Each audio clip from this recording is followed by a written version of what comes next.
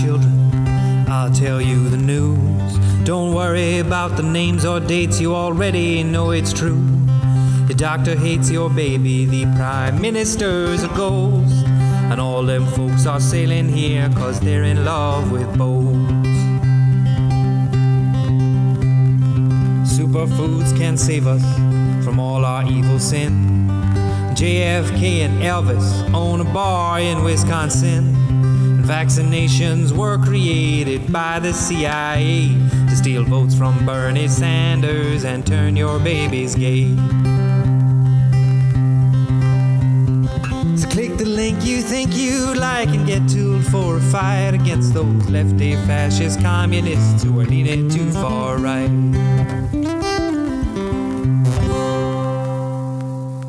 Hi, welcome to Not Another Fake Newscast. I'm Jerry with a quick intro to the episode today. As always, you can find us on our website at notanotherfakenewscast.com. You can find us on Twitter, on Facebook, on YouTube, and probably Instagram and stuff like that. Paul tends to run that stuff at PGMcast. You can, if you're interested, start watching us when we're recording our monthly roundups. We've been live streaming them, and we will be going forward. Once we can get back to some sort of normality, we're going to be recording the video for all of our podcasts once we're able to record them in person with each other. So you've got that to look forward to if looking at our faces is your kind of thing.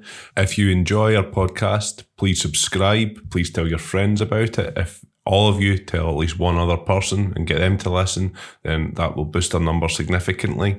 Also, please leave us a review on iTunes or whichever app you use to listen to podcasts. A little review also is a great way of driving traffic to us and gaining us new listeners.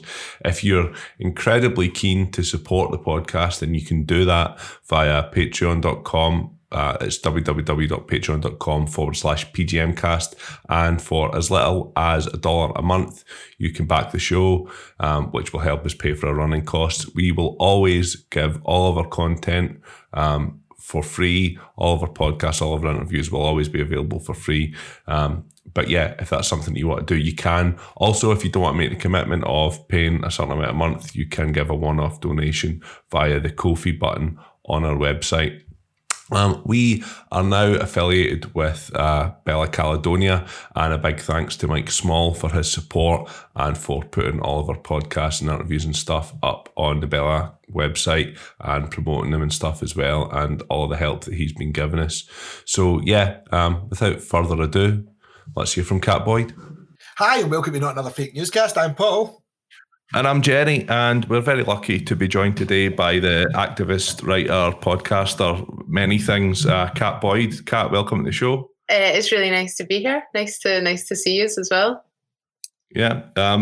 So I mean, I guess to start off, you kind of gained fame of sorts. You kind of rose to prominence around the 2014 Scottish independence referendum. That's certainly the first time I remember seeing you speaking and stuff like that. So the question we tend to ask most of our guests is, what got you involved or interested in politics to begin with? I will answer that, but can I ask you a question first? Yeah. See your wee logo? Aye. What is it? Tell me about it. It's like a little pig with horns, tusks, and it's got thistle on its head. So, it's Mohican. It's a mohawk, right? Okay, or it could be a thistle, like a sort of Scottish. I could actually. So, we might go with that in future. So, I mean, that's just been turned around. There's not used to being asked questions. So But yeah, so talking like podcasters, inviting podcasters on. That's what happens. They just start interviewing you.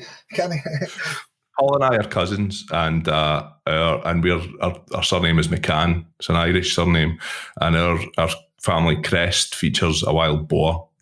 It's as simple as that, man. So yeah, when we picked it, we just picked a wee wild boar.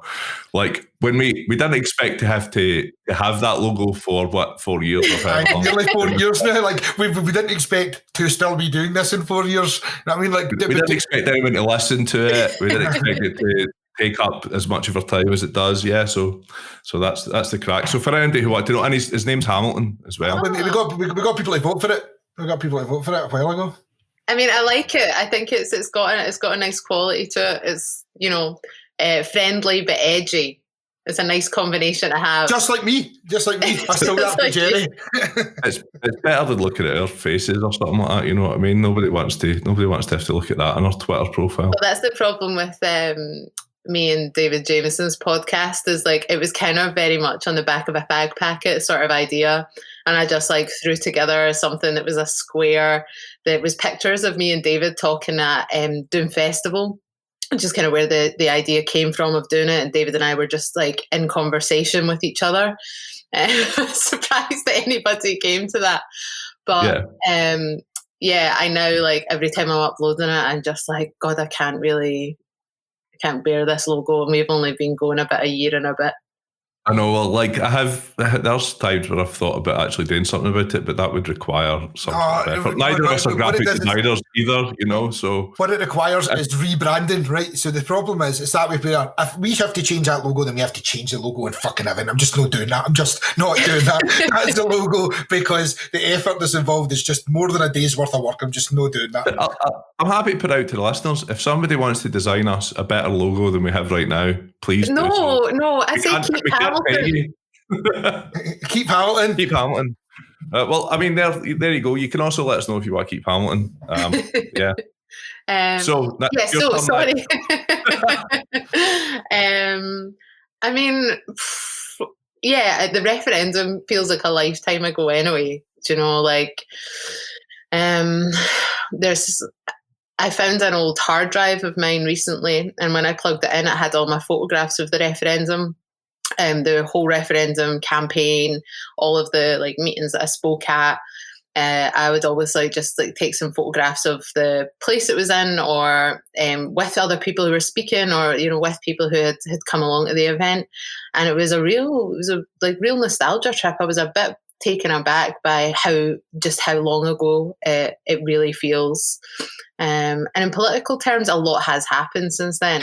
Everything. It's a different world. It's a different world. It is. It is a different world. Can I ask how old you were at the time of the 2014? Ish. You can go ish. You don't have So I'm 35 now, but I'm also not very good at counting. So I must be like 29.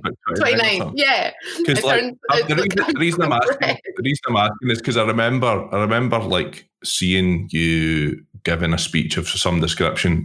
I can't remember exactly what it was about, but I remember at the time being like, it kind of went viral, and I'd seen a video of it, and I was impressed that someone so young was able to, speak publicly so well. Like I don't think I'd have been able to do that at that point in my life. Like I don't think I'd be able to do it now, actually, to be fair. So it was impressive. We're recording a podcast right now, Gerard. I don't know what to say. Yeah, but people can't throw fruit at you when you're doing a podcast. Exactly, yeah. You can't. You've obviously never sat in a room with me when we're recording a podcast. You're not looking in people's eyes and gauging the reaction and stuff like that. It's much easier because you feel removed from whatever your audience might be here. So it's. What I would say is that and to anyone listening who's like wanting to get involved in politics or do public speaking, like there is nobody has an innate ability to do that. Like nobody is born a good public speaker. It is all technique. It's all practice. I was once told that one of Scotland's very famous public speakers and politicians would practice like for a whole day in front of the mirror to do a speech. I never got around to that because I don't have the patience, but I wouldn't want anyone to think that there's like a sort of a natural gift for public speaking. There just isn't. Like, and I learned how to do it in the trade union movement. So like that's how I was actually like taught how do you make a speech that people will listen to, and it was when I was a lay activist in the union that I work for now. And we would have like meetings outside in the car park because we weren't allowed to have union meetings in the premises. And it was round about the time of the public sector strike on pensions. We would have meetings in the car park, and I would like address them. you would have to be able to project your voice. You would have to like be very short and concise in what you're going to say, so that people, when they're cold and, you know, like want to just go back in, they just want the information. But you need to like give people a bit of motivation to go and do something. Like, it was watching other trade unionists, and like I have a lot of gratitude to the people who really like looked after me when I got involved in the union. But also like the union like actually like literally put on training courses to help people develop as activists. So I don't want people to look at other public speakers and think, God, I wish I could do that, because people, you can, it is possible. Yeah, so the best way to get into public speaking and politics is join a trade union. That's something I can get behind. Just do that anyway. If you want to get into politics, join a trade union first. Just join a trade union, full stop. Yeah, just join a trade union and also get into politics. So obviously then you must have had a history in trade unions and in activism prior to 2014. So what was it that kind of set you on that path to begin with? It's a bit of a roundabout story. Like the big thing that really switched me on to politics was the war in Iraq in 2003. That was like the first bombs were dropped on Baghdad around the time of my 18th birthday, and I vividly remember that like just really, really clearly. And like in that time, like a lot of things came into really sharp focus. It was when I like realized that like I could be a political actor in a way. So my mum and dad were like in the Labour Party. They're both teachers. So it was that kind of like, they were very much like the sort of typical voter base for Labour. And I remember my dad being like so overjoyed when Blair won and everything was going to be different and things can only get better, of course. But for me, that administration, like the Labour government, came to represent like something very, very dark, very sinister, and something very different, like essentially like the American imperialist project within the UK. Yeah. That's what it was. So it was round about that time I really got involved in the anti-war movement. And through that, then later when I went to university, I met people that I still call comrades today, like Jonathan Shaffey, Pete Remand, James Foley, like these people who we then went on to do various activities. But it was really like the anti-war movement was the big thing for me. It's when I really started to begin to think about Britain not as some kind of like, you know, international peacemaker, or, you know, isn't Britain like a force for good in the world, but actually be like, no, it's not just like the state of Britain now. It's history like in Ireland, it's history in empire. It's live. This is a live issue. Imperialism is live, and I'm witnessing it unfolding. So that was the real kind of game changer, if you like. Yeah, I'd probably be similar to you. I was first year at uni when the Iraq War happened, and I remember getting involved. I was through in Edinburgh and being involved in the marches and stuff like that. And yeah, it was a big eye opener. But yeah, like you say, the Blair government was a big eye opener as well, because you witnessed your kind of hope just being gradually eroded. You know, you were expecting them to come in and make things better after all those years of Tory government, and it didn't. I mean, there were improvements, I would say, but and I'd probably, in many ways, I'd probably switch what we have right now for the Blair government in some ways domestically. I think they would have probably dealt with the pandemic that we're suffering right now a bit more competently and stuff like that. But yeah, both claims. Still. Well, I think that the main thing about even just in terms of experience, like because this is a very, very new government, you know. I mean, I think that I would say that, like, part of like what happened to a lot of people my age during the war in Iraq, the lead up to the war in Iraq, especially that being a Labour government, is that I stopped seeing politics in terms of goodies and baddies. But actually, like, there are political actors and there are forces that shape that, and there's an economic system behind it. There's also ideological apparatus behind it. Like, so rather than like this way of like thinking about politics, which I would have previously, which was like that message of Labour are the good guys and the Tories are the bad guys. It's like, no, these are parties which represent the capitalist class. Like they represent capital interests, and the New Labour project represents capital interests. Like that's its coalition now. Like, and Corbynism was the last chance. Like the way I see it, like that's now.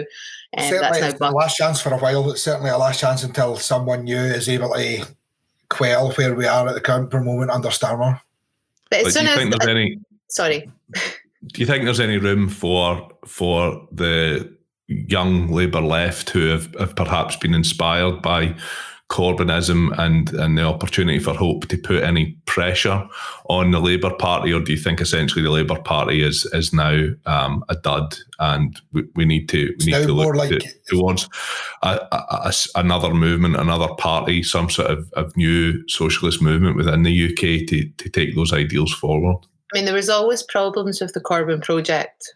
There always would be, because Britain is a reactionary and archaic state. And there are parts of the state that you cannot vote away. What's that film called where there's a left-wing prime minister elected? Oh God, I can't believe I can't remember the name of it. Anyway, it's all about basically how the state will collaborate with even forces they don't particularly like, to stop any real progress or real change happening. Yeah. And that was always one of the flaws with the Corbyn project. It also literally does not solve the quote unquote problem of Scotland. Yeah. So even if Corbyn comes to power, what is going to happen about the rising support for independence in Scotland? And nobody can convince me that if Corbyn had won that election, support for independence would have fallen. I'm not convinced by any of that. I think that this is a democratic impulse that is raging through the population. It's about sovereignty and control, those sorts of things. I don't think, maybe it wouldn't have grown at such a speed, but who knows? It's all just conjecture now anyway, so I don't even know how useful that is. It's interesting. It's interesting because, you recently wrote an article for Conter about, Keir Starmer's sort of strategy, if you like, of Devo Max, again, as an answer to a constitutional question. Just quickly, is that movie Coalition in 2010? No, it's a short series. It's maybe it's a very British. It's a very British. Oh my God, I can't believe. Very British coup. Yeah, very British coup. Of course. Of course. Okay, cool. So yeah, that's all right. So he's proposed Devo Max yet again as sort of Labour's new old answer to the constitutional question. I think we can all probably agree that that's not going to work, and I would urge you to have a read of Kat's article. We'll post it up along with the podcast. But what is the answer to Labour's problem in Scotland, post 2014? Is there an answer? What do you think that Labour really need to get on board with independence as an idea in order to kind of win back the electorate in Scotland? I don't know the answer to that. I could spin you an answer, but it would literally just be me doing some kind of brain fart. So I think probably best just to say I don't know the answer. I think it's very difficult for the Labour Party. I think tactically I sort of understand why they are digging their heels in this position, because they're trying to polarise around the unionist vote. But it just doesn't work. I think Labour are lost in Scotland for a very long time. I think this is real wilderness years stuff.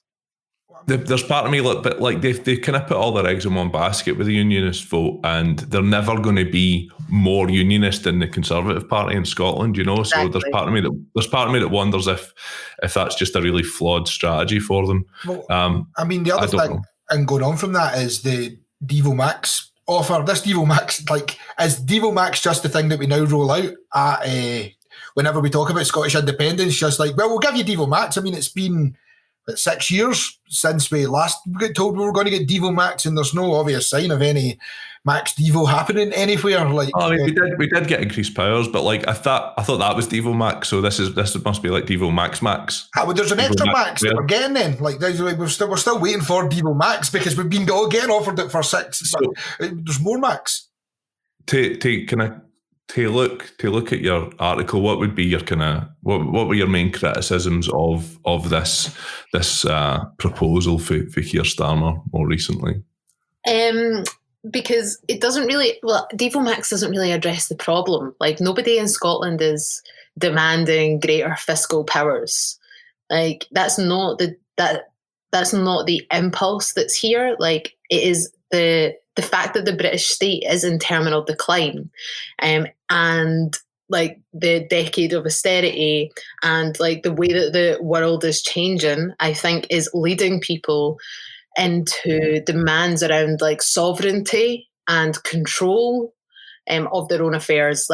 And that's the that's the impetus for a lot of what I would say is the populist left, all across Europe and in the United States.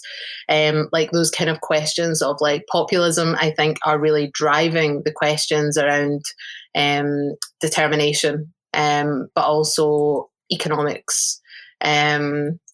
So you can see that in, for example, the EU referendum. That sort of idea of take back control. Now, I'm not arguing that is that's the right thing or the wrong thing. That's not my point here. My point is that there's something that's broken down within the existing way of doing things. The status quo is broken, and within that there is drives for people to resist alienation in their own particular way. That might be voting to leave the European Union and control their affairs in Britain, or it might be leave the United Kingdom and control their affairs in Scotland. Those things can go left or right, by the way. I think that's where politics comes in, is the vote to leave the European Union was ultimately dominated by a very right-wing narrative. Mm-hmm. Although I do think that there's a very strong case for left-wing leave. Yeah. And I think I was very conflicted in that referendum. But in Scotland, when the referendum happened, now I think it could have gone either way, but there was lots of intervention around the left. There's a predominantly sort of social liberal consensus in the parliament. And I think that left-wing intervention in the Yes campaign pulled it leftwards. So I think that these populist uprisings or populist moments, if you want to call them that, they can go either way. I think in Scotland it went one way. I don't think you can just patch over the cracks of Britain by saying here's more powers for the administration of Scotland. I don't think anybody's asking that. I think people are looking for sovereignty. That's my main criticism of it. I just don't think it solves any of the problems. And if I was to go further, I think it's potentially quite damaging. In the article I referenced the work of the Marxist Neil Davidson, and his what the phrase he used was devolution of the axe. So and we can see that in the most recent government's mini budget, the public sector pay policy is frozen, or what is it, the pay pause, I think they're calling it, which is madness. That will have an impact on. Sounds Christmassy. Yeah, it does. That will have an impact on Scottish budgets. Then the Scottish government will probably pass on those cuts to local authorities. Then local authorities will pass them on to service users. And until there's actually full financial economic control of the economy, we'll be in that situation. Yeah, we need control of the fiscal levers. We're only going to get that via independence. Do you think I think it's interesting that that a lot of the arguments that are being progressed from both the left and right revolve around sovereignty and determination and stuff like that. I think for me it's indicative of a flawed system more than anything else. The fact that the left and the right are kind of almost both coming at it from a similar angle, in the sense that we want sovereignty for whether it's the UK or Scotland or Catalonia, various regions. It's indicative of the problems that all of these places are facing after years of austerity, the poverty, the deprivation, the issues, the social issues that people have. There's a lot of desperation, especially like if you look at the north of England, which, you know, is obviously in the last general election, the Red Wall. They called it, a lot of people voting Tory because they were making a stronger promise for a cleaner or a harder Brexit. I think they were making a promise about Brexit. Like people, and this was the problem, is people voted. People voted, right? Like, and that's the thing, is like people voted. They voted one way, and there was a responsibility to deliver. Like, I think that Brexit, as well as the ridiculous accusations of anti-Semitism, really destroyed the Corbyn project. Yeah. I mean, I am a sovereigntist, by the way. I would say that, and I'm trying to normalize the use of the word sovereigntist in Scotland. In Radical Independence, we had quite a lot of links with Quebec Solidaire, the pro-independence left wing in Quebec, and they describe themselves as sovereigntists, and I think it perfectly encapsulates the politics that I'm kind of the place that I'm at politically at the moment. So ultimately, if Scotland was independent, you would be against the idea of Scotland rejoining the EU, for example, then? I mean, what I mean, maybe I should be clear, what I mean by sovereignty is that the influence of popular democratic forces over state power. That's what I mean. So I see no value in being gained to be independent and then to join the European Union. The purpose of independence for me is to democratize state power and hold it accountable to the people. And the EU, the Stability and Growth Pact, is damaging for any sense of democratic economic control. And it's a relic of the neoliberal past. It is what is feeding the far right in Europe. It's an Ouroboros that eats it. It's the snake eating its tail. But the same with NATO. The same with the proposals around sterlingization. Independence has to be about democratic popular state forces being able to assert dominance over state control. Now that probably sounds really mad and ultra left. As I'm hearing it come out of my mouth, I'm like, oh my god. But I think there's nothing wrong with that. I think we do have to start talking about what do we mean by independence. And I'm not saying I'm only going to vote for independence if it's going to be a left-wing independence. I reject that as a notion. I think that as a sovereigntist, I think that we actually have to have these popular democratic forces holding the powerful to account. I mean, if it was a really, really right-wing push for independence, I'd probably be less up for. I mean, it's not great. If it was really, if it was real nationalist, real ethno-nationalism. Ethno-nationalism, at that point, just I know. Anyway. We would. We'd all be fucked telling up us to back go to Ireland. home. Right? So, Famines over. Right, that's me away up the road, lads. Do you know what I mean? That's what would chance would be a fucking fine thing. That's the problem. I've already stated that if we get a second independence referendum and don't vote for it, I am going back to Ireland.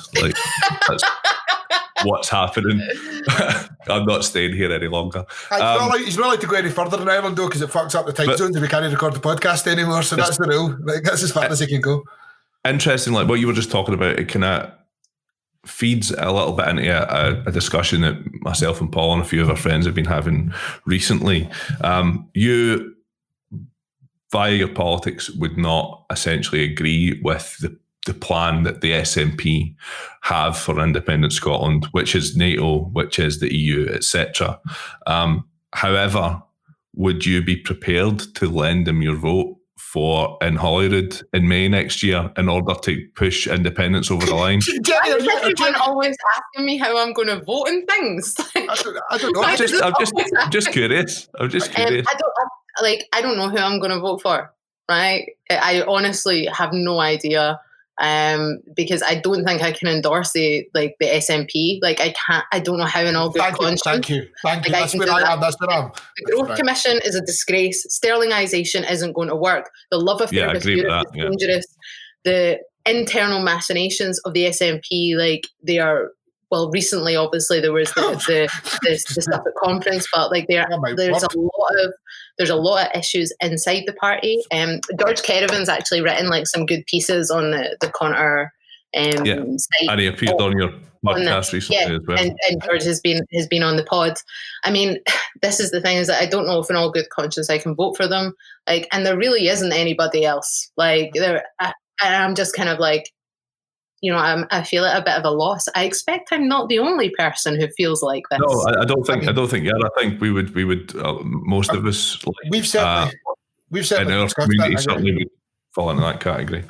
We've certainly discussed it before. And actually, when you're talking about the stuff that's happening, like I can go on Twitter and I can watch councillors or members of the youth group and stuff like that have spats on Twitter with each other and SNP. It's like, is there nobody looking at the party just like, can you not have these arguments behind closed doors? These are having open spats back and forward with each other. But like today I seen the member of the youth council or whatever posting how his councillor has blocked him. It's like, these are both members of the SNP, guys. You absolutely definitely don't have to be having that spat on open Twitter, and it's no good for these are coming towards a Holyrood election where realistically the only way Scottish independence is happening is in the event you get a majority. Maybe stop airing your dirty laundry on Twitter. The problem is, though, is that the SNP will get a majority. No, I know they will. There's no... Because there's nobody else. But so I'm in the very same situation as you. There's a whole pile of things with the SNP, especially recently, especially during lockdown, that they've done where it's like... They absolutely, definitely don't represent me or the way that I feel about politics, no matter what I want it to be. So, you know, we can run for independence. So I'm in a very similar situation. Now, realistically, there won't even be a Green member running in Wishaw because, you know, you're probably not allowed to wear green in much of Wishaw. But either, like, generally speaking, we're not going to see... I'm not going to have an option to vote Green. I viably can't vote Labour or Tory. So, I mean, who's left for me to vote for in that situation?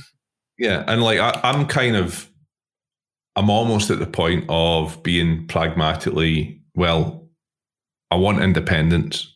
I want what comes after independence and the opportunity to shape a new Scotland, and hopefully in the sort of shape that I would like to see it. And I only see that opportunity coming if the SNP get a majority. I think that's pragmatically probably the best option for me to see an independence referendum within the next 5 years. So that's kind of where I'm at with it. Also, as you say, like what's the real alternative? We both live in Wishaw, so there's no other pro-independence alternative for us to vote for. I mean, I think that I get that, like, totally, I get that pragmatic approach. I just don't know how, like, I could vote for a party that says they're for independence but has a whole proposal to give it away as soon as we get it. The Growth Commission is an entirely pro-market economic strategy. You know, I know there's lots of frustrations within the SNP around the Growth Commission. Like the idea of like keeping sterlingization without monetary control. Like, actually, it's not. I think that will deliver a referendum, but I have serious concerns about what, like, that's not independence.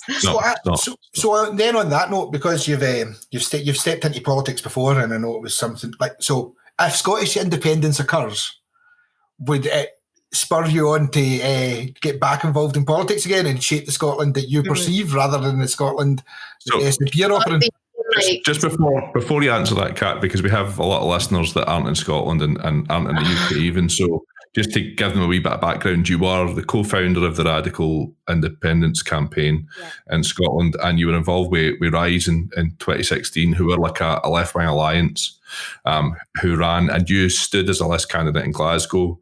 Before you answer that question, just wanted to give people that information. Some context. I mean, I think that, like, oh God, Rise. I mean, I think that like the analysis around why Rise needed to happen still stands. Like there still needs to be a pro-independence left, which is rooted in the working class, which I'm sorry, the Greens just aren't. That's not their ideological background. It might have nice policies, but I have big disagreements on certain things. It's not my politics. It's not my tradition. It's not my political tradition. My political tradition is with the organised working class. Like it's nothing sectarian about it. It's just a difference of opinion. So I think that there's still a place for a force like Rise. It's never going to be Rise. I think that we gave it a go. I think it was probably quite a mad thing to do when I look back on it.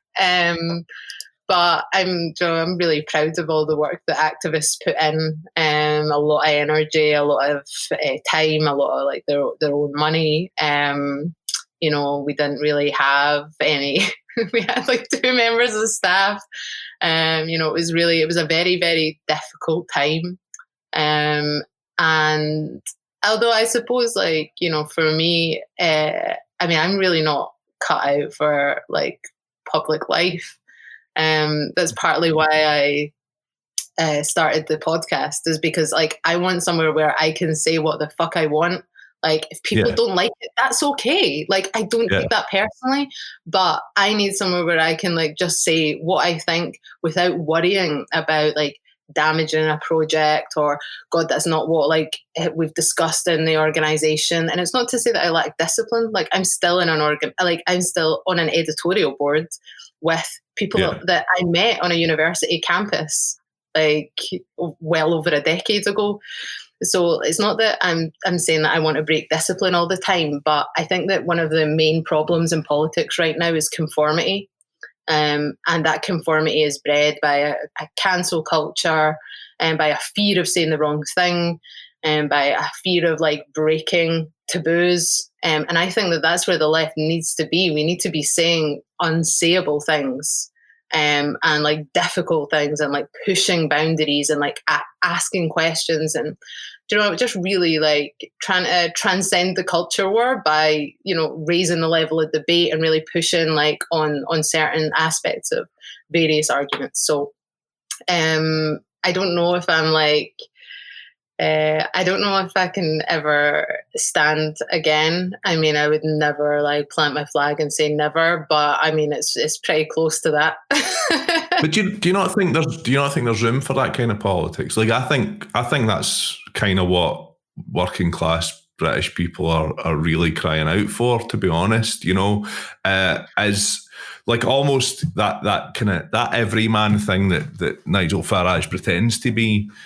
We almost need a charismatic like working class politician who can do that, who you would feel comfortable in the pub having a pint with, talking shop. That's what I want. We don't have like, any if of there's that. anyone out there who's going to do that, then let me know because I will follow you in a battle. That's what I want. Is like I want a like popular left-wing pro-independence project that can really like encapsulate that revolt against alienation that independence really comes down to. Like that's what I want to see. I think we do. It does need to be a charismatic leader. I think it has to be someone who isn't afraid to break taboos.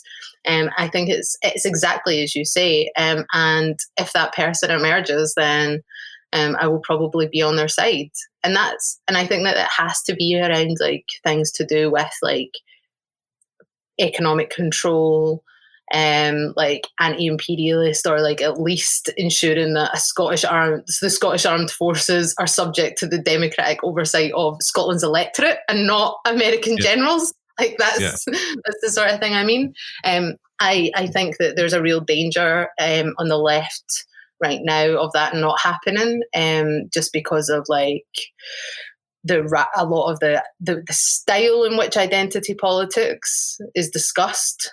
This like attempt by the ruling elite to divide the young and the old and the Zoomers versus the Boomers, and it's all based around the culture war and identity politics, and it's this kind of competing identity bits that are like in conflict with each other. And like, I just think that we have to find a way to transcend that, and have a degree of unity of purpose and like commonality and like what actually like brings us together, and what can we offer people, because people don't want to walk into like a fight about identity politics. No. Again, we've discussed this on the podcast quite often. Me and Paul don't sit exactly in the same position on this, but one of the things I think we would agree with is that the language around identity politics and stuff is automatically like exclusionary. It's really alienating. Towards most working class people, you know. So how are you going to get them on board with your way of thinking if they can't even get involved in the discussion, you know? Yeah. I mean, I'll probably like I actually had an interaction on Twitter recently on this, and someone said, well, you know, there are like working class people who are LGBTQI+. I was like, well, of course there are, but there are also working class people who are socially conservative. My question is, and I think that this is the big question for the left in Scotland, is can you have a left that is big enough to encapsulate people who are on one side of the culture war with the other, united around like this idea of like democratic popular control over the economy, over foreign policy?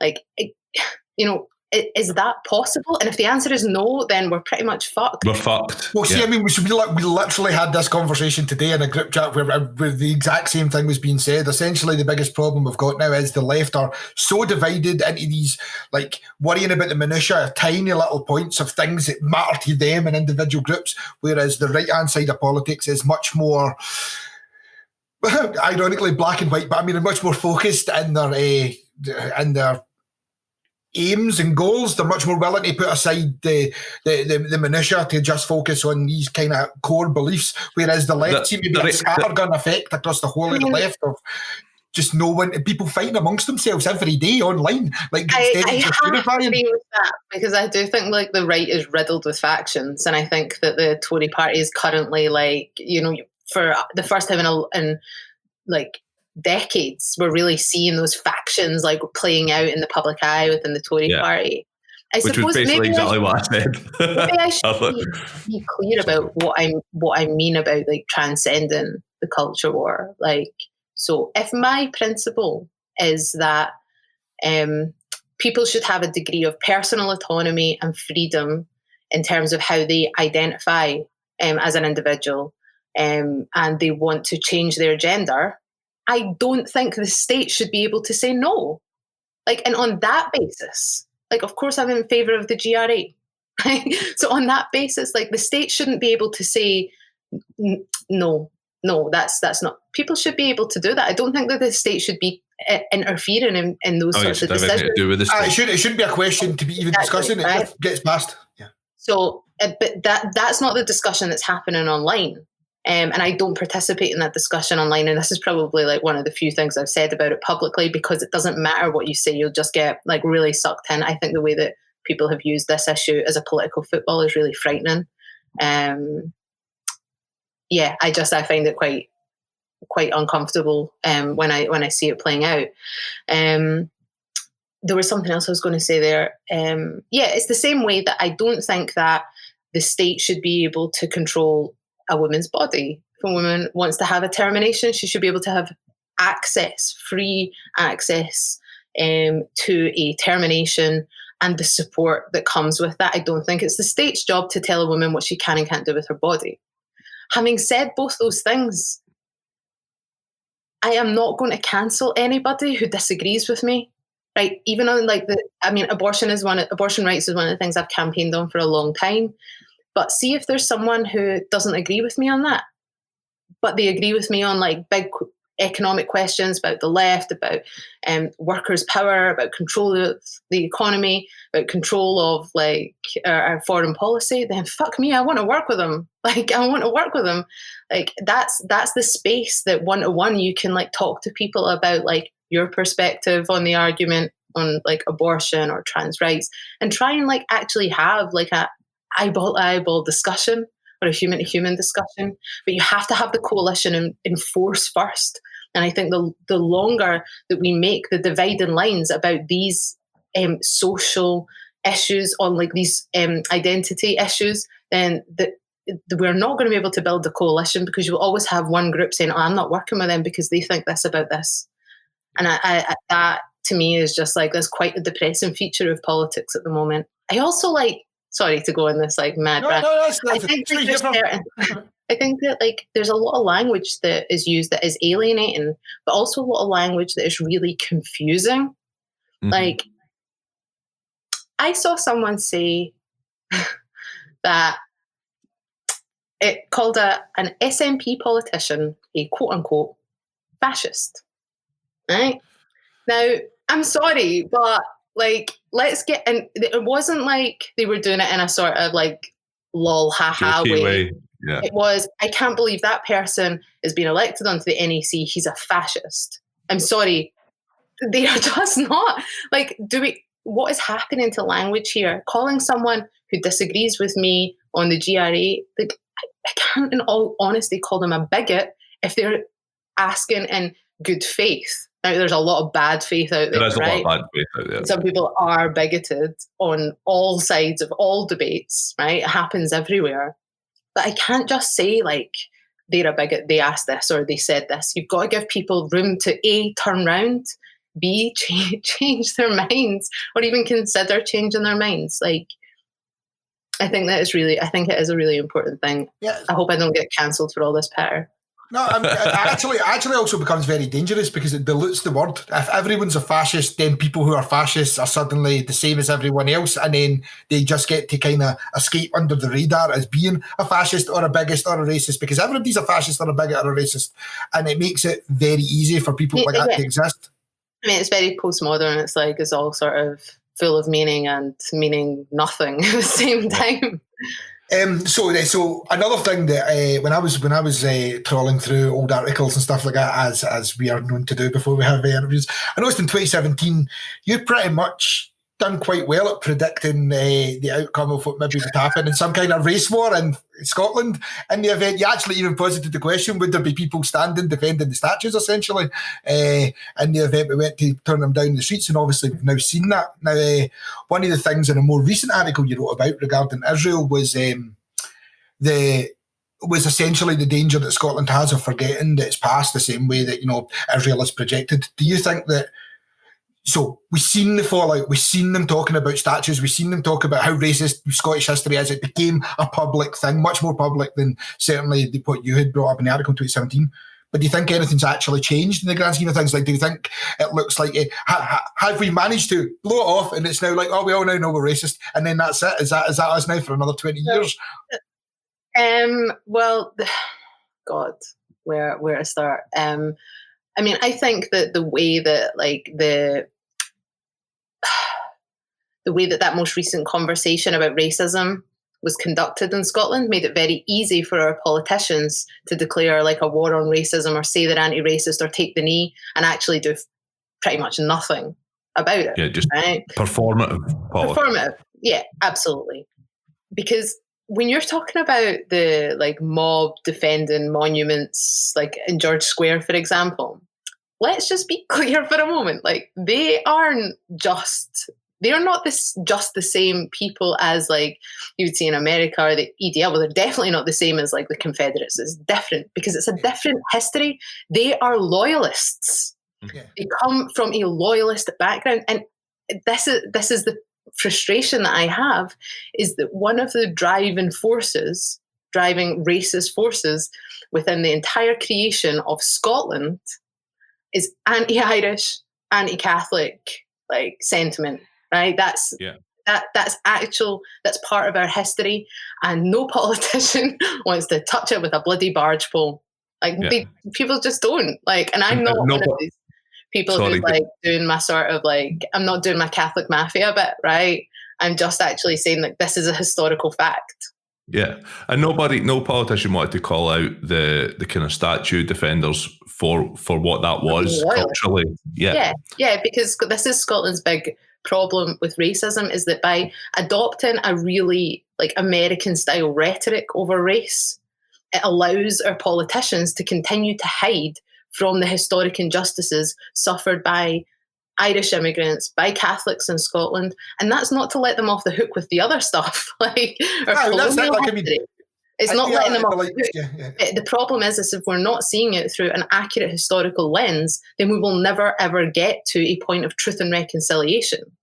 Yeah, and also like as prevalent as racism may be in Scotland towards ethnic diversity in terms of Black, Asian, whatever else, Eastern European. The bigger problem in a societal sense, especially in the West and Central Scotland, is sectarianism and what's really being done to combat that. I mean, I tend not to use the phrase sectarianism because I think it belies both sides as bad as each other. And I think that there is a behavioural aspect to both sides as bad as each other, right? Why are you laughing? I can see you laugh. Obviously, like, people listening can't see this, but I can see the two of you laughing away. Well, because, I mean... I'm loving it. You're probably going to take a very similar stance to us. It's certainly things that we've said before, but it's not something that people are often prepared to say. Yes, that's why I'm laughing. That's why I'm laughing. Okay, so, I mean, because the thing is, like, in terms of, like, day-to-day behaviours or attitudes or violence, sectarianism, I think, could be an all right word. But actually, like, if we're talking about the structure of it, then we have to talk about anti-Irish racism and anti-Catholic bigotry. Like, it was like just last year that, I mean, I've not been, like, I was raised Catholic and until quite recently haven't been near a church in my life, apart from to stand outside it because the Orange Order were passing in one of their marches and they'd spat on a priest in the parish recently. And, like, it's still allowed to happen. Like, I found that, like, quite confronting. And this is why I also wrote a piece for The National about this, which it did get quite nippy, actually. It's basically like every other part of the world where there's huge swathes of Irish immigration, like take like Boston, right? Yeah. St. Patrick's Day, fucking magic. Yeah. Like, parades everywhere, and it's naff, right? It's dead naff, and it's probably not like my idea of Irishness, right? But it's celebrated. But it is celebrated. But in the fact that in Glasgow, we can't dare to have public and, like, vibrant expressions of Irishness, I think should be very, very telling for people. Yeah, true. It's true. I mean, so like my upbringing was Catholic also. I was actually more so than you. I was an altar boy. I was heavily involved. Never once touched. I wasn't attractive. He wasn't a good looking boy, Cat. We went to school together. So the thing is, but the other thing is, Cat, we're also, not only did we also get brought up as Catholic, but we're also the exact same age as you as well. Like, so we were at school and we went through the same stuff at the same time. Do you know what I mean? Like, me and you are the exact same age. Jerry's a bit older, but like, I would have been spat on, called the Fenian. I've also like the Fenian take, like, even recently, like, and the reason that what drove me to write the article in The National is that I got on the subway one day and there was a group of Rangers fans and they were singing the famine song. Yeah.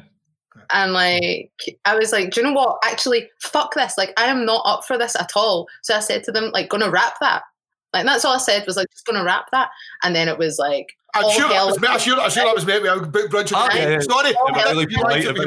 what I mean? And I don't look like a football fan, right? So I don't know what they thought, but, like, or whether they could sense that I had some sort of, like, popish ways about me. But they just rounded on me and, like, Fenian bitch and fuck off back to Ireland, the usual sort of stuff. That's not the worst part, because, like, you get kind of a thick skin for that stuff, right? Yeah. The worst bit was that everybody else on that platform looked at me like I had broken the uneasy peace. You were the troublemaker. I was the troublemaker. You caused the problem. To say, like, rap that, like, that's not here.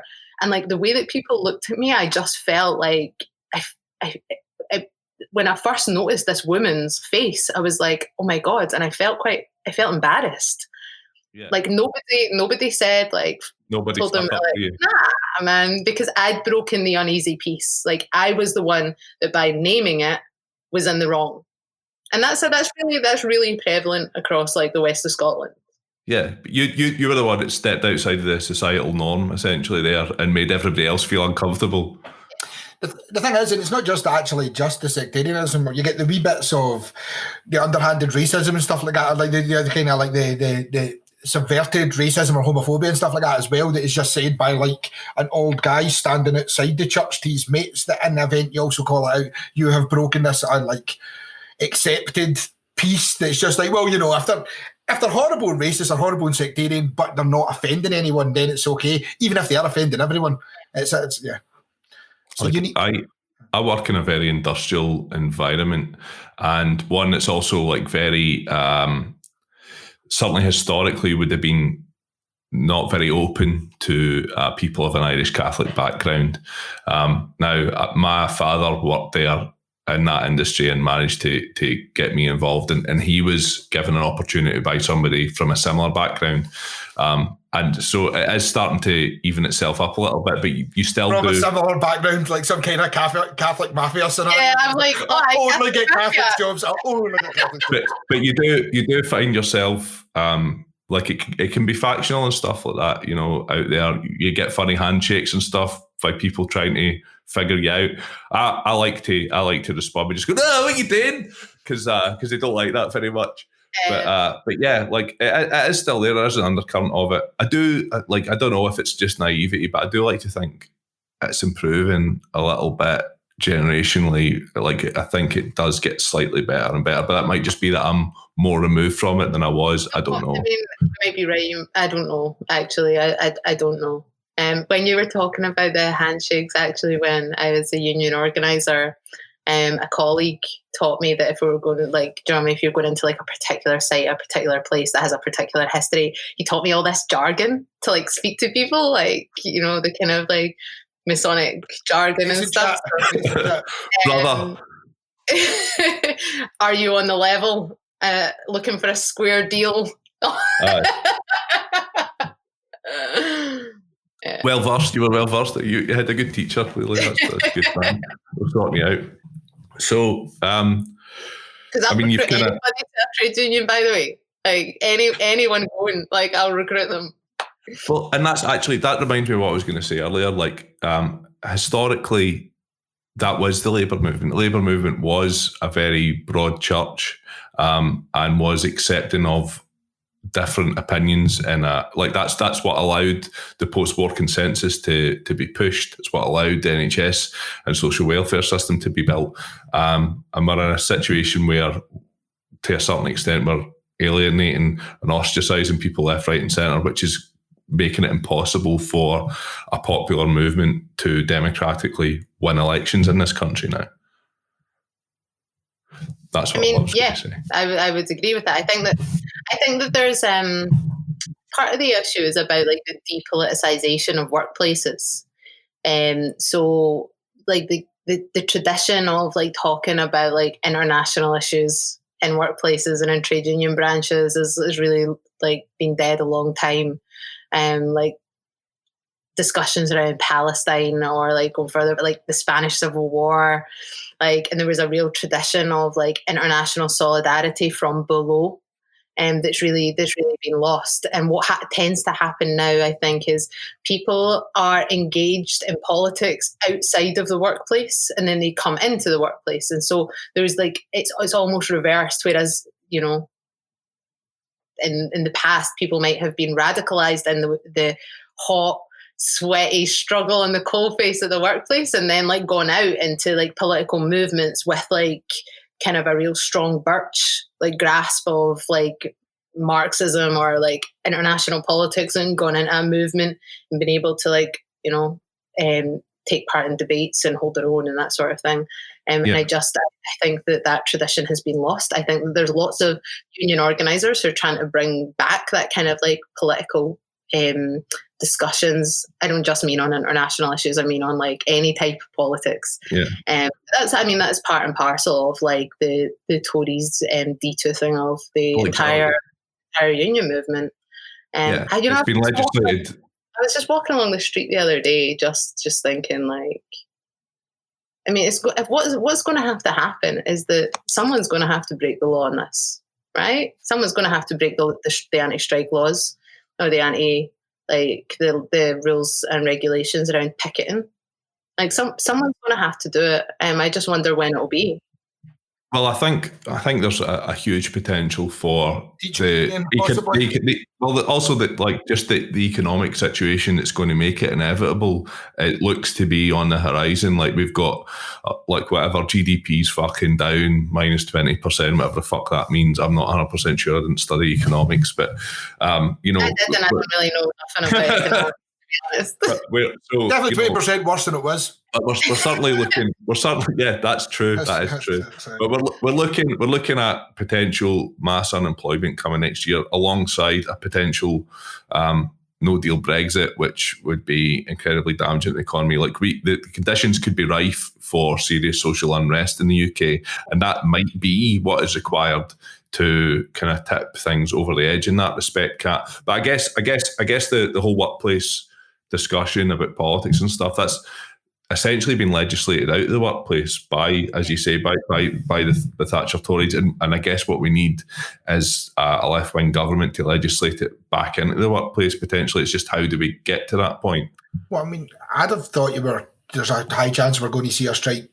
Well, there's a good chance we can see a strike at the other side of Christmas, depending on what the numbers show with the coronavirus over Christmas, because teachers were already discussing it on the lead up to the lockdown break or whatever we're calling it. Like this Christmas where COVID won't get us.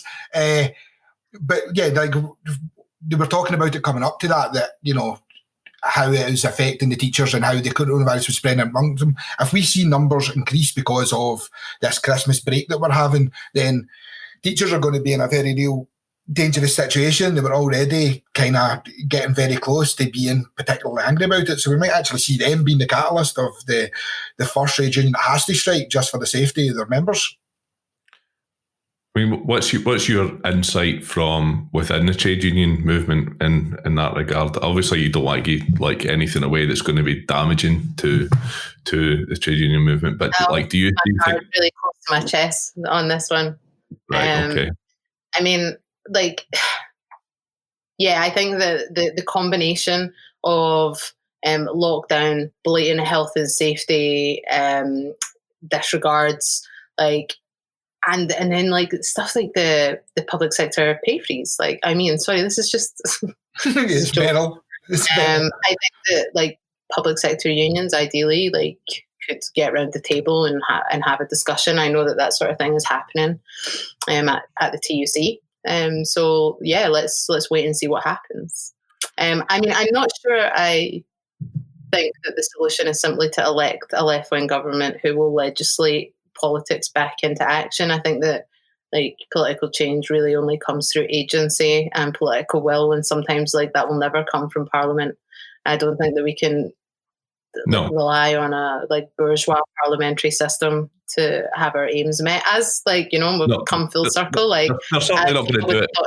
Certainly not going to do it. People thought that Blairism was going to be this incredible social revolution, and yeah, look where we are now. So you're saying the public has to rise up then? You're saying the public has to rise up against all of this? That's the theme that's coming here. I think everyone has to definitely consider it. As long as I don't have to be in charge, I'm fine with it. You'd be there second to the left. Again, yeah, sort of mass civil disobedience. So of the type that you often kind of see in our European neighbours, it doesn't traditionally seem to happen here as much. But I think it's definitely something that we're going to need if we're going to progress the argument forward in this country. Unfortunately, I'm up for it. Okay, the barricades. Me too. There's a couple of other lads that are on our chat as well that are more than up for it. Yeah, get the group chats on the street. But well, that's it. We'll just stand and shout outside the Motherwell Civic Centre and have the same conversations, but just loudly. Do you stay near the Motherwell Civic? Well, so we're from Wishart. We're from Wishart. One of my good mates is... I used to do dancing when I was a kid, and we always used to have our annual dance show, our big showcase in the Motherwell Civic. I thought it was dead glamorous. I thought it was just the best thing ever. I remember we were in bands and stuff like that. I remember playing the Civic once with a big audience. You felt like a superstar. It was fun. One of our good mates is a sound engineer there now. Like, I was just talking to him the other day, but yeah, it's still going. Actually, they were talking. North Lanarkshire Council were talking about fucking ripping it down, and of course they were. Because they're assholes. Are you aware that North Lanarkshire Council has the highest paid civil servant in the whole of the UK? And it is like the poorest. Can I just on like technical point? They're not civil servants. Okay. Are they? Like privately employed. Like public servants. Like the civil service like delivers like the core business of government. I mean, sure. It's a lot of money as well. It's hundreds and hundreds of thousands of pounds a year. It's horrendous. Yeah, it's horrendous. So, like, I saw this thing. North Lanarkshire Council are planning to demolish these tower blocks in Coatbridge. There's one in Muirhouse as well. Doing the same in Muirhouse as well, yeah. So the ones in Coatbridge are in Whifflet, which is not really. I mean, I'll get shot for saying this. Coatbridge, in Whifflet, and it's where my gran lived, and I spent a lot of time there as a kid. And I went recently, and it was just like the whole. I mean, it used to be a really lovely like place. I have a lot of fond memories of it, and it's been left to rot. Like, it's really sad. Like, these were good homes for people, and I loved it there. My gran lived there for a long time. And now I think people are being moved out, and they're being knocked down. And I try not to have nostalgia for things like that, but I definitely do for those flats. But where are they gonna move them to? Like, that's it. They're actually creating a deficit of housing. Nobody really seems to be focusing on this. If you take a tower block, if you take 3 tower blocks and you knock them down, the footprint that is available to you to put in 2-story or 3-story flats does not allow you to house every single person that is in those 3 tower blocks. So that means that we're then creating a deficit of public housing. In some cases, housing, as you said, like the ones that are in Muirhouse are meant to be quite nice and quite well kept. We're then taking them away to put in a few less houses, or certainly a fair few less houses, and then that means that we're displacing people and not building. I mean, it just seems like a mental policy that's came off the back of. Almost certainly going to be putting that finance into the hands of private landlords, because we're not building enough social housing in this country. It's a huge shortage of social housing, massive. And then we'll protect the private landlords after that as well, just as a policy, because that's what we like doing now as well, because, they're done by it. The political interests of landlords are very, very well represented. Very well represented indeed, yeah, especially by the SNP, unfortunately. We had Andy Whiteman on the show a wee while ago.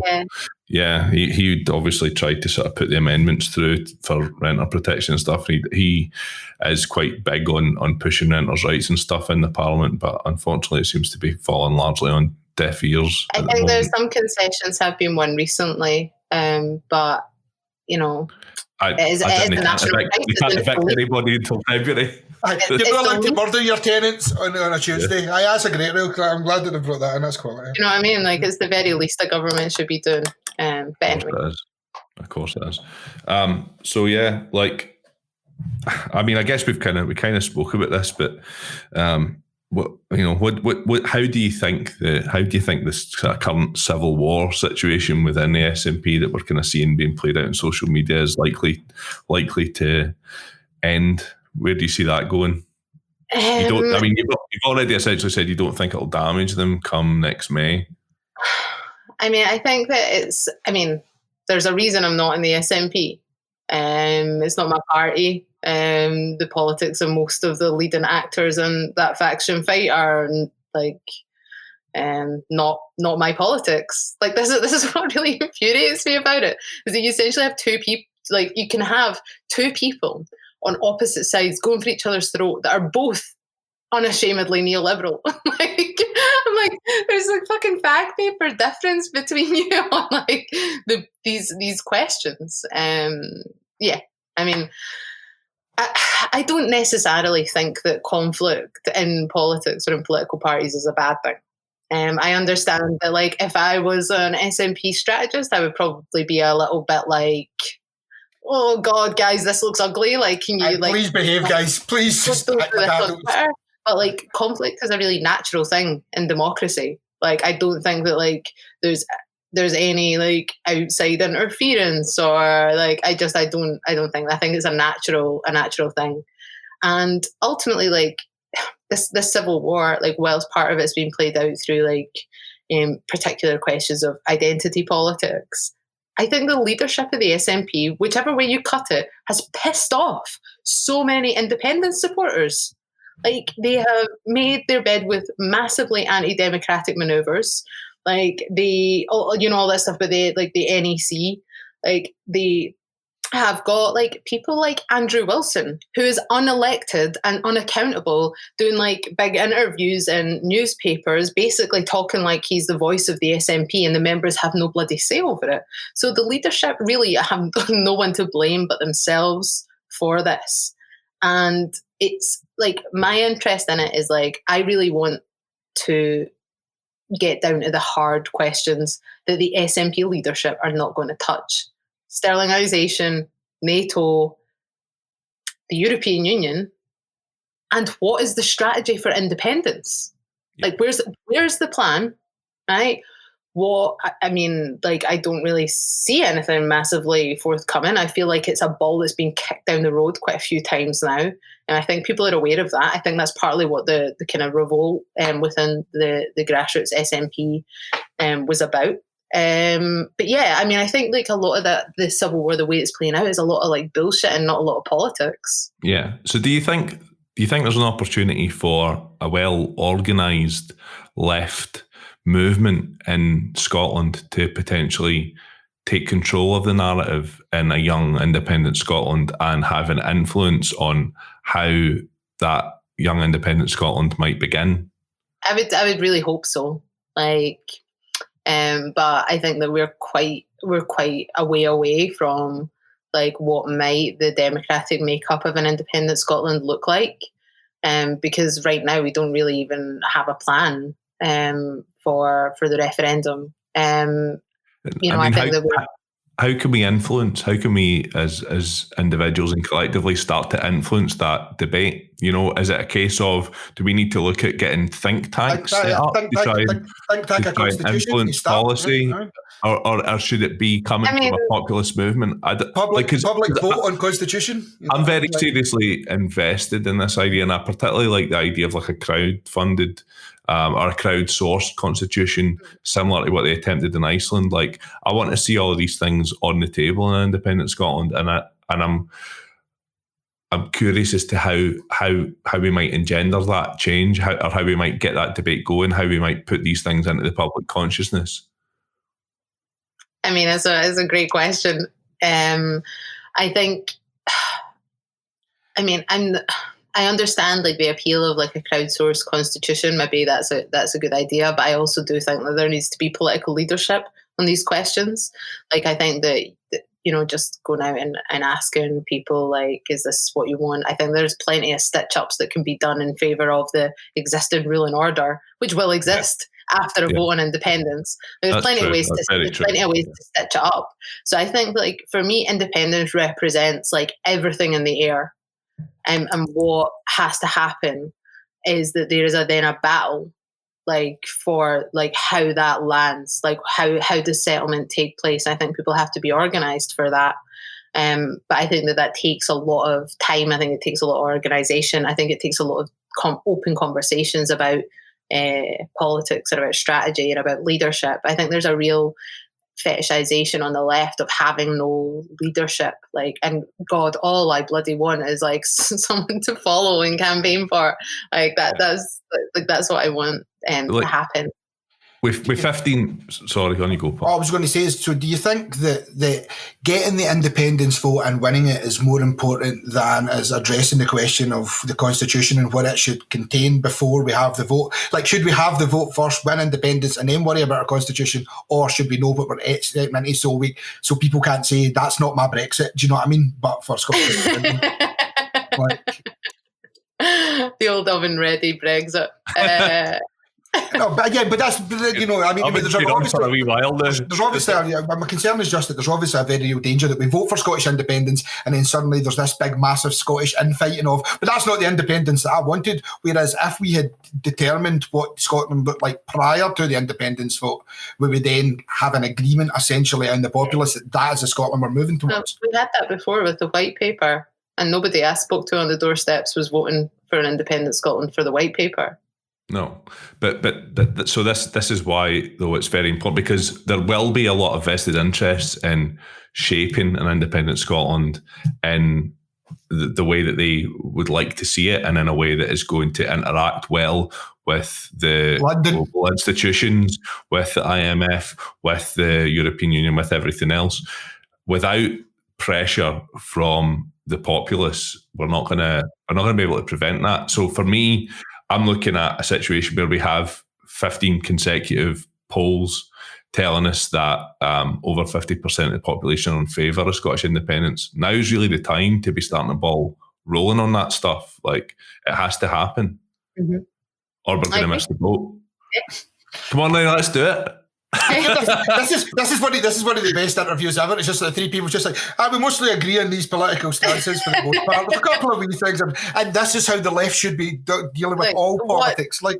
What do you think is the issue that we probably agree the least on?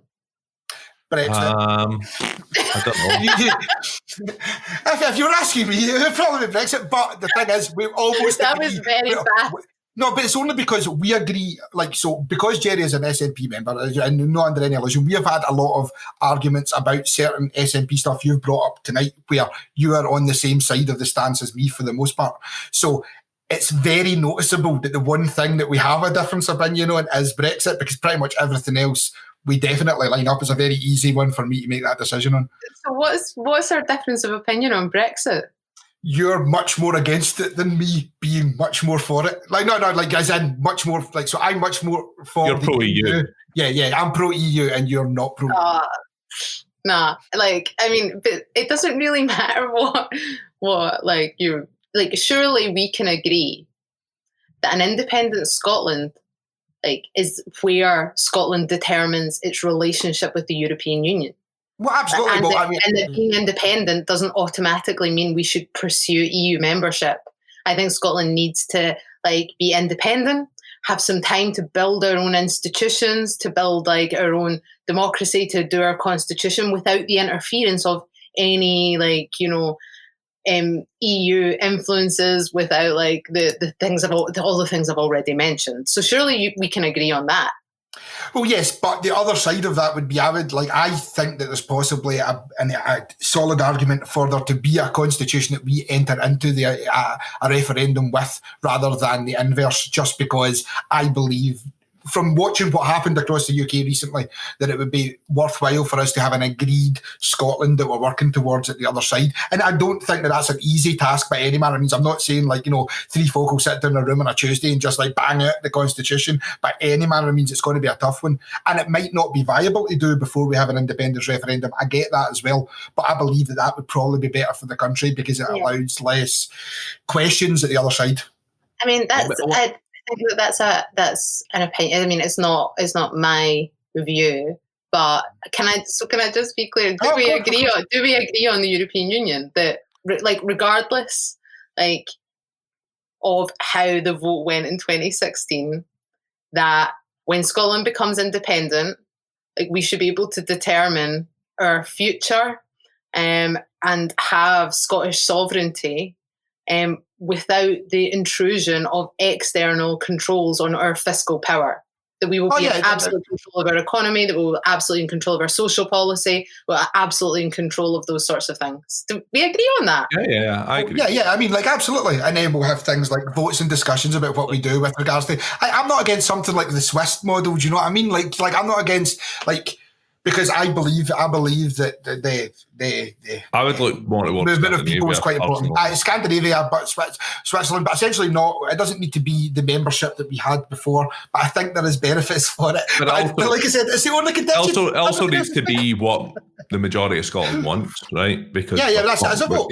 Because we want sovereignty, we want democracy to be king in an independent Scotland. So we need to put that question to the people of Scotland when we get the opportunity to do so. I think definitely what I would say is that it makes it much easier from a campaigning point of view, campaigning towards independence, if you have a set position and a set plan on what you're going to do if you are the SNP, for example. Yeah, I think that they will put that forward. I just am not very confident in what it's going to outline. Like, I'm not, for me, when it came to Brexit, when it came to leaving the EU as a UK as a whole, when I compared the EU and the sort of the finance that comes from it for various infrastructure projects and stuff like that in Scotland, and just looking at the kind of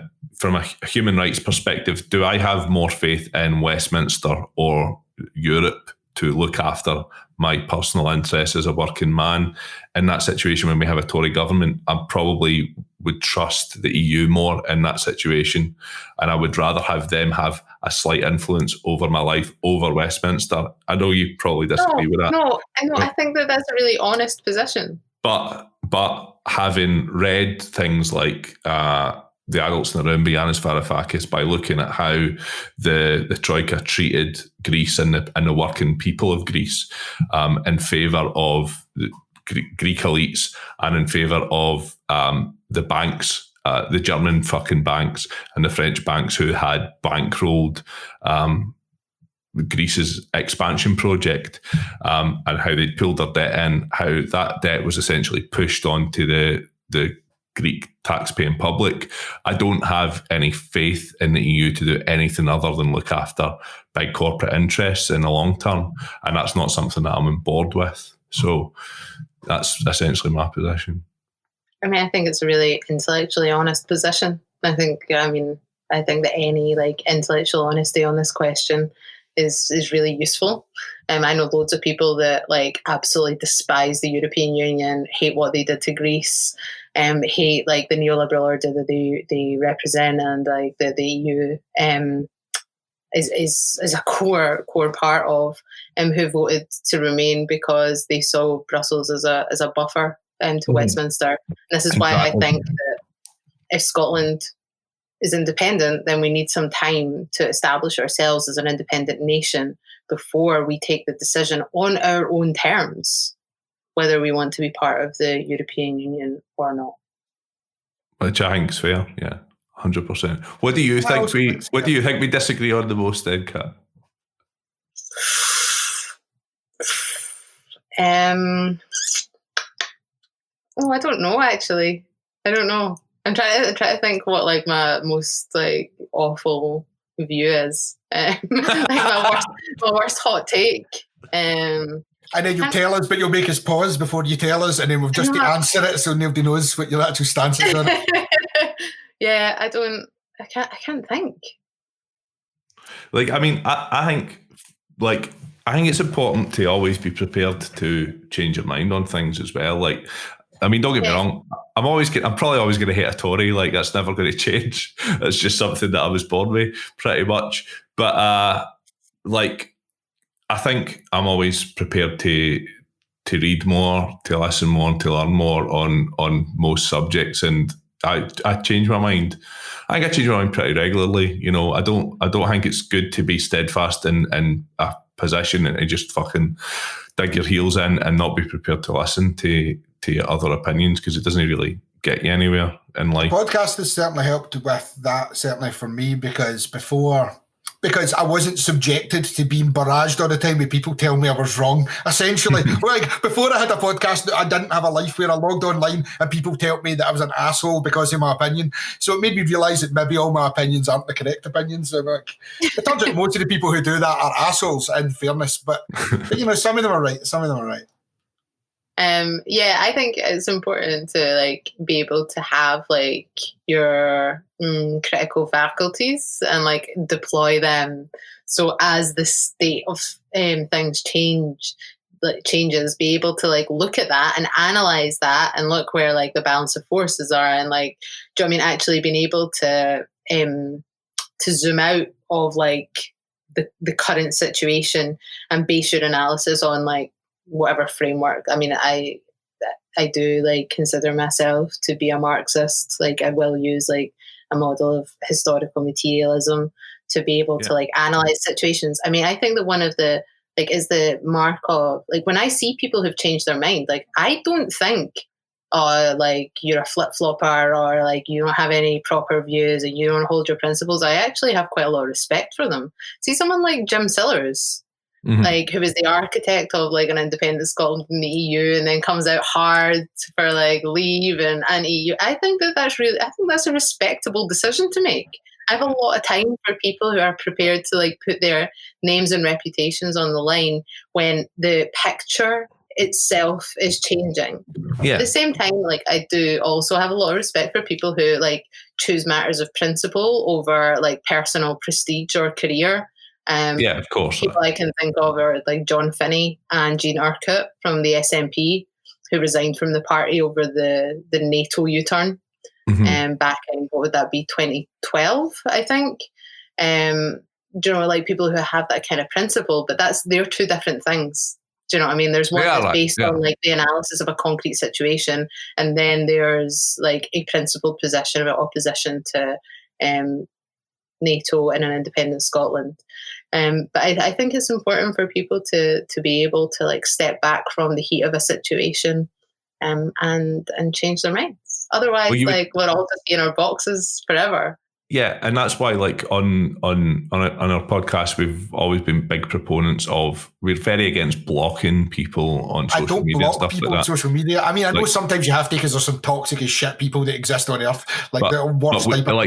Like I think like we're talking like fingers of one hand, maybe two that we've ever blocked on Twitter. But like, and we follow people whose ideas and views I massively disagree with, like crazy right-wing figures and stuff, because you need to keep an eye on these people and see what their thought processes are, what they're saying, what they're thinking, because if you want to be able to debate and engage in changing the kind of people's minds who listen to this stuff, then you need to understand what it is that they're being fed, what the information is that's available to them. Like and you need to keep your critical faculties, like you say, sharp. But the problem with social media is people all exist in echo chambers where they don't actually where they don't see anything apart from all the agreement and everybody patting each other on the back, like, yes, you're racist, fucking great. And it's just pretty much how it is with everyone, you know what I mean? They're all just liking and sharing. And that's the danger. That's what's causing a problem, because it means that people aren't being questioned about their politics. They're all just agreeing with their politics. Do you think social media has caused our politics to become more polarized? I don't know.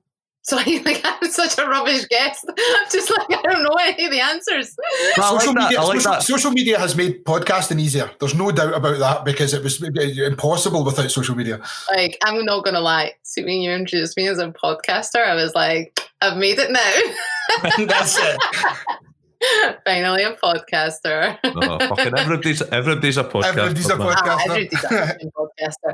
I love it. I think it's great fun. Although like me and David can be like quite chaotic in our time schedule. So like our routine for getting stuff out is all over the place, man. I love how schedule. We go through scenarios where we don't release anything for like 3 weeks, and then we release 9 things in the 1 week, or we sit down and we record the podcast. It's like, right, we'll do this, it'll be a couple of hours, and like 5.5 hours later we're still sitting there like drinking cans, just like we've still got another 2 hours to record. This can't be our podcast. Fun fact about working on an oil rig: it's not that easy to record a podcast. So I was going to ask you about Contour then. So you've been recording Contourcast for a wee while with David Jameson, and you write articles. You're involved with Contour in general. So I would again urge our listeners to go and have a look at the website. I would urge them to have a listen to your podcast. You have some great guests on. You talk about some interesting ideas and themes and stuff like that. Do you want to give our listeners a kind of brief overview of what Contour are about and what you do? so Connor, I'm trying to think of like a really like snappy tagline for it. There just isn't one. But I suppose it's like pro-independence, anti-Sturgeonism. You know what I mean by Sturgeonism. That's like socially liberal like window dressing, socially liberal window dressing on like essentially neoliberal economic ideology. Like, so anti-Sturgeonism, pro-independence, non-conformist ideas about politics. Sometimes with like a good international slant. It's really like we've really like been working on the content of the website since lockdown, because all of our lives just, like ended up on Zoom. So what else are you going to do? Exactly. And yeah, David and I have our podcast. We also have a YouTube channel where we do interviews. We also record the podcast, which means that occasionally you can see like me rolling my eyes in real time. But yeah, I hope people will check it out and at least find some of it interesting. Like, we're not asking like anyone to vote for it or to agree with it, but I think that the ideas that we're putting out there are interesting. We had a lot of response to like George Kerrivan's pieces about the SNP, which I think are dead interesting. And David Jameson, our editor, will do like an editorial every week. That usually tries to like draw on the main issue that's happening in Scottish politics at the moment. So yeah, check it out. So your YouTube, do you stream it live? No. No. I don't know how to do that. We've only just started doing it, so I can. We're not doing it now, by the way. No. That would be a great way to drop it in. And by the way, we've been watching you for the last. I don't even have any lipstick on. Like, we can put lipstick in and post anyway. Don't worry, I can do that. That's we'll put an audio description in of when you've rolled your eyes, so like so people are aware. But yeah, we just done our first live stream, yeah. But it was only just the two of us. Once we're back in the real world and people can actually come to the bustling podcasting hub of Wishy and go out into the back of my garage where we record them. We're planning to film it. You made that sound like you're a fucking psychopath running the back of my garage. There is a studio, right? This is a real studio. It's not just like you want to come run the back of my garage and record a podcast. That's not psychopath. It's a room at the back of my garage. Let's be honest, And also, like, I grew up my couch list at Wishy. I can't be saying I've got a fucking studio. It doesn't sit right with me. It used to be a gym. I'm gonna take a photo of us, okay, so I can put it on my Twitter and on my Instagram. Wow. Okay. I'll take my specs off. Hold on, I'll put this on the big screen. Like, listeners who are doing this just now can see like that Paul and Jerry are doing like real Instagram pout faces.